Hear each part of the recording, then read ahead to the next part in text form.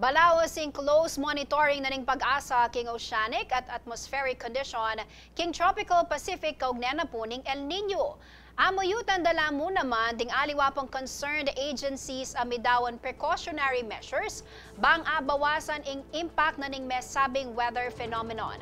Samantala, basiking advisory na ning pag-asa, magbalawasing El Nino hanggang yaning February o ning lulto ka rin mialiwang global climate models a posible pong mirasini hanggang March, April at May. Malyarian naman kanong makaapekto ing El Nino king mialiwang climate-sensitive sector, kalupa na ning water resources, agriculture, energy, health, public safety at aliwapa.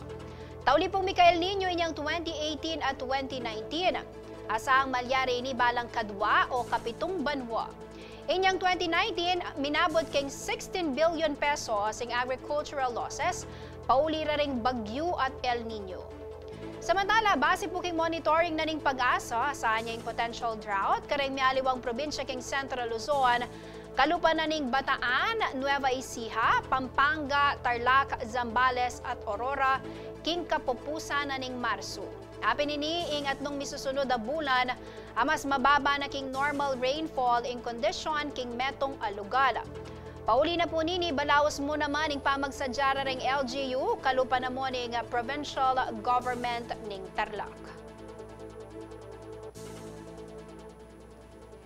Do you know that Tarlac has the best sun radiance in the country?